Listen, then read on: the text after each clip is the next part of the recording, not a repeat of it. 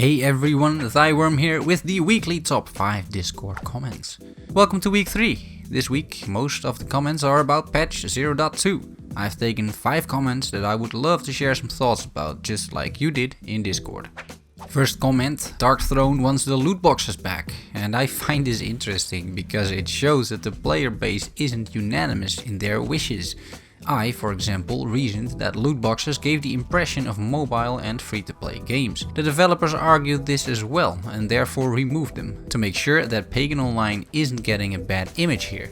In terms of reputation of the game, it seems a solid decision. But a lot of people also liked the loot boxes from a functional perspective. Like I mentioned before, it was a good way to spend some gold. It also gave you a reason to log in every day and play a few missions. Last but not least, it provided precious crafting materials, and now, after the patch, all of this is gone.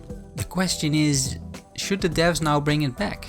Personally, I'd say no, but what has to happen is a good alternative for the loot boxes. Threats in its current state are just not it. The payoff of doing them isn't big enough, as I have found so far. They don't reward a lot of materials and they take a long time to complete.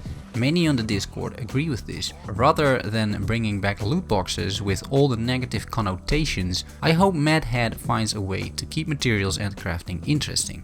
Second comment, Nolan says that co-op is nice, but he doesn't want to play content he doesn't like, whether it is solo or in co-op.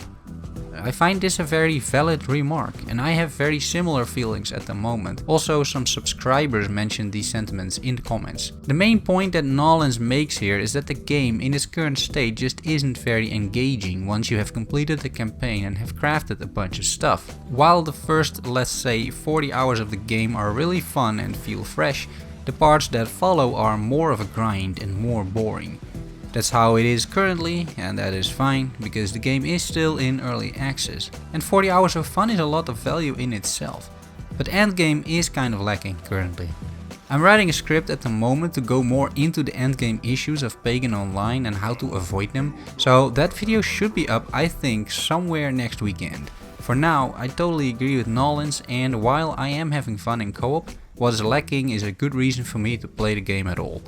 That can be either an enjoyable grind, those do exist, or enjoyable and challenging endgame content, like master difficulty boss fights. Let's see how co-op develops over time. Third comment, I do damage, he's probably on Twitch, makes a controversial statement with 10 likes and 10 dislikes. He basically says that the damage and stats system are too difficult to understand and that systems like these should be intuitive, rather than requiring certain individuals with PowerPoint presentations to explain math to the general audience. But is he right? For starters, let's not go into the route of insulting people's intelligence here. I do damage doesn't say he doesn't understand it, but he brings up a more generic point.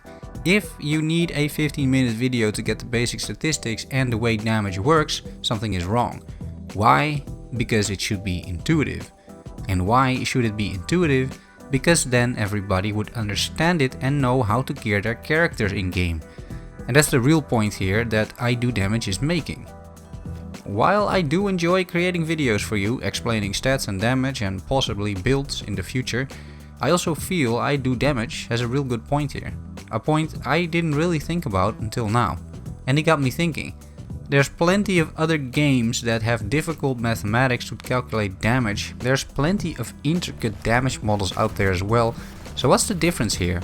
And I think one of the key differences is the lack of this information in-game. There's no real way in-game to figure out how this really works.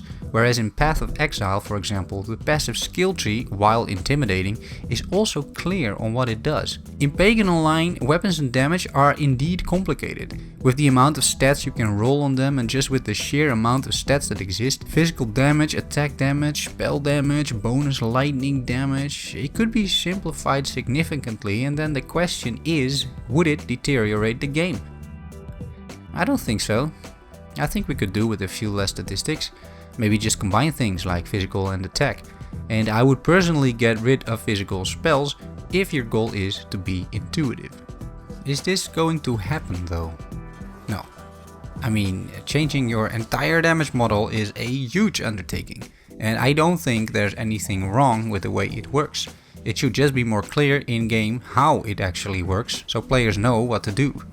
I think if the focus of some developers is directed to that, we can just keep the system for a while at least without it being so confusing. Great comment though from I Do Damage. Fourth comment, Lady Phoenix has also realized that crafting was stealth nerfed and she brings up an excellent point. According to her, this creates a disparity between established players like me, who hit maximum craftsman level, and new players who need to grind even more than before to become a level 50 craftsman. This is true. Arguably, new players need crafting even more than high level players because they depend on it for their progression.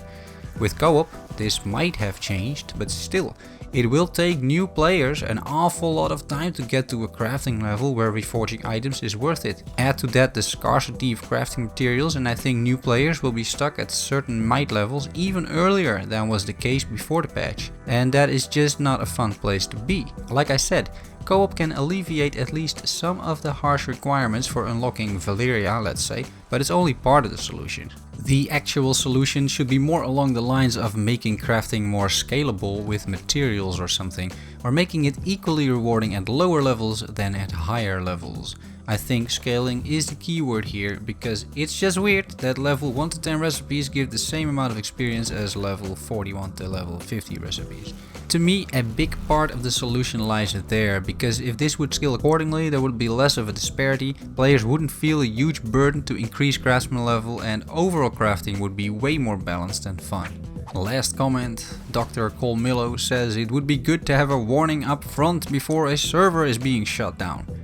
Just watch this little clip of 2 days ago, where I'm halfway there to kill the boss.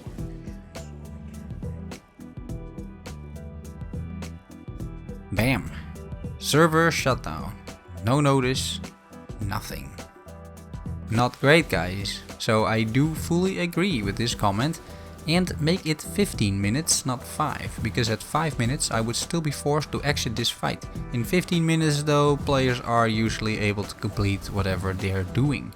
This wraps it up for the week. Thanks for all your contributions. Subscribe for more Pagan Online videos and tutorials. I will do 5 more comments next week. But for now, bye bye.